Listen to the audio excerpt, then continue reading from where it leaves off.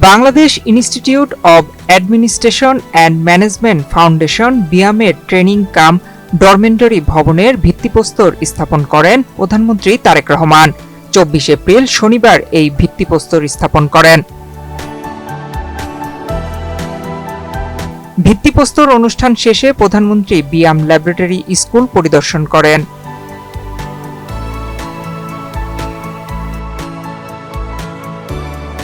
Extreme মশার coil plant fibre দিয়ে তৈরি, তাই সহজে ভাঙে না, সুগন্ধিযুক্ত ও নিরবিচ্ছিন্নভাবে জ্বলে। ডেঙ্গু, চিকুনগুনিয়া বাহি সহ যে কোনো মশার বিরুদ্ধে দেয় এক্সট্রিম সুরক্ষা।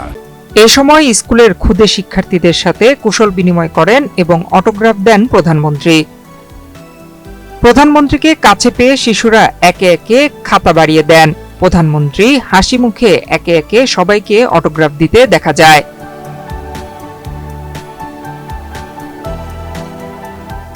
স্কুল পরিদর্শন শেষে স্কুলের শিক্ষকদের সাথে কুশল বিনিময় করেন, বিভিন্ন দিক নির্দেশনা দেন।